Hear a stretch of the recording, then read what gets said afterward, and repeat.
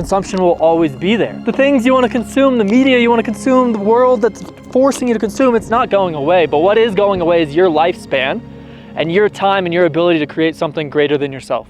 Good afternoon from the Tibetan Plateau here in Western China. I'm currently driving across the world, and in the wake of Charlie Kirk's passing, I wanted to talk about the act of creation, because it's something I really admired about him. I disagreed with a lot of his political opinions, but one of the things I really admired was his act of creation ever since his youth. Starting a company in his teens and building it to what it is today is an admirable act of creation, no matter what you think about him. I would argue that if you disagree with me on this, you're probably stuck in the cycle of consumption, not creation, because creators understand and see the beauty of someone else creating something from nothing. I understand the beauty of creating something from nothing because I've done it multiple times throughout my life.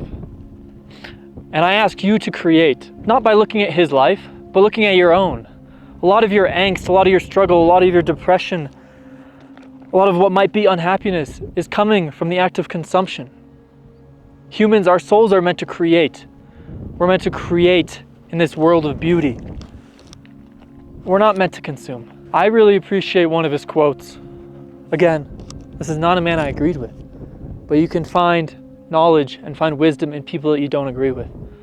I really loved one of those quotes, that if you were desiring to feel good, you might end up miserable. But if you look for purpose and you pursue a life of purpose, you will find deep satisfaction and fulfillment. And that can come from just building a family. Do you understand that building a family is the act of creation? Building a business is the act of creation. Going to the gym is an act of creation. You're creating within our world. Our world was created, God knows how, but it was created, and you are a creator on this earth.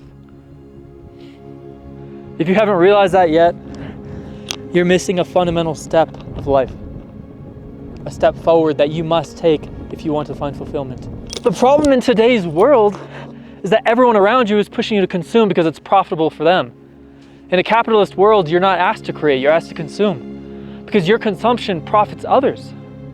Your consumption brings satisfaction and fulfillment to other people who have created. And their creations are extracting life from you. The substances you abuse, the porn you watch, the TV shows you watch, our life is set up to consume, but it didn't used to be that way. The nomads here in the Tibetan Plateau are not consuming, they're creating every single day. Every single day of their life, they're creating. They're farming, they're taking care of their animals, they're taking care of their families. They're surviving. They might not be building the next billion-dollar company, but they have a deep sense of fulfillment that we lack today in the Western world. This is undeniable. When you're surrounded by such beauty, you don't feel a desire to consume. You feel a desire to create. I feel a desire to create this video because I want to impart my knowledge from my life onto others. My reflections, that's all this is, it's a reflection. It might not impact you because you're already past this point. You already made this fundamental step towards a better life. But some people probably haven't. I want to repeat this. Our souls are meant to create. We are meant to blossom into something that we had no idea we could become. This road trip I'm on, you may have no knowledge of it, but circumnavigating the globe in this car and turning it into an overlanding vehicle, a car that nobody would ever actually use for overlanding, for camping across the world, was an act of creation. My desire to stay fit on the road is an act of creation.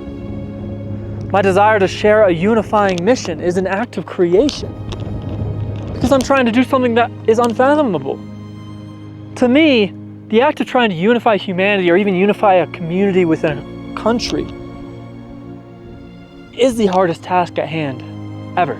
It's never been done. It may not ever be able to be done because we all have different beliefs and perspectives and you can't truly come together, but you can come together on a human level. It's possible to come together on a human level and see each other eye to eye and have a curious heart and a loving mind and understand that, oh, that's a person from a different walk of life. I should love them and I should be curious about where they came from. And that unifying mission is my act of creation at this time and point in my life. I'm not walking a life of consumption. Now I understand consumption is a break from the hard lives we have, but you have to reject that. You have to reject the desire to consume in the face of struggle and strife. Consumption will always be there. It will always be there for you to return to. Don't you understand that? When you're 20, when you're 30, when you're 40, consumption is there. It's not going anywhere. The things you want to consume, the media you want to consume, the world that's forcing you to consume, it's not going away. But what is going away is your lifespan and your time and your ability to create something greater than yourself. Now, I don't care if this is a political ideology in a community that you try to build, like Turning Point from Charlie Kirk. I don't care if it's a commune for people to come and have a break from life. I don't care if you're trying to build a gym. I don't care if all you care about is building a better body. It's all an act of creation. That's all that really matters. Create. Create. Create. Create. Create. The moment you walk the path towards creation and not consumption is the moment that your life becomes wilder than you could have ever imagined. I mean that from the bottom of my heart. There are two paths every day that you can walk. You can lay in bed scrolling on your phone and consume, or you can get up and go create something for yourself. This morning was a great example of this. I woke up camping in a beautiful place and all I wanted to do was lounge. But I took the time to get a workout in because I knew a month from now, that workout would matter. And lounging can come at any time. There's always a time to lounge. There's not always a time to create. You can implement small steps to alter the path that you're on. You're currently walking the path of consumption and you can slowly alter it to a path of creation. And your future self will thank you for it. A lot of my acts of creating come from my knowledge that my future self will thank me for what I'm doing today. Journaling can help with this, but just taking the time to sit in the quiet with no distractions and reflect on the fact that your future self is waiting for you whether you like it or not, and is waiting for you to make the right choice every day, 1 year, 5 years, 10 years from now. I am my future self. And I'm proud of what I did 10 years ago, 5 years ago, 2 years ago. I'm proud of the steps I took to build the life that I have today. And it doesn't matter what age you are. You can start thinking about your future self, start considering that man or that woman before you take any action in your present day. I think when you consider your future self, you naturally become more of a creator because you're creating the life for that future man or woman that they need. You're taking care of them like a child. And like having a child, both are acts of creation. Having a child and taking care of your future self. They are identical in a way. Anyways, this is just a brief reflection about creating. I hope you go about your day today and create. I respect deeply what Charlie Kirk created in his life. He created a family. He created a business. He created a purpose-filled life. And I don't like the guy. I don't think he was very curious. I don't think he had a very curious heart. I think he was hateful at times.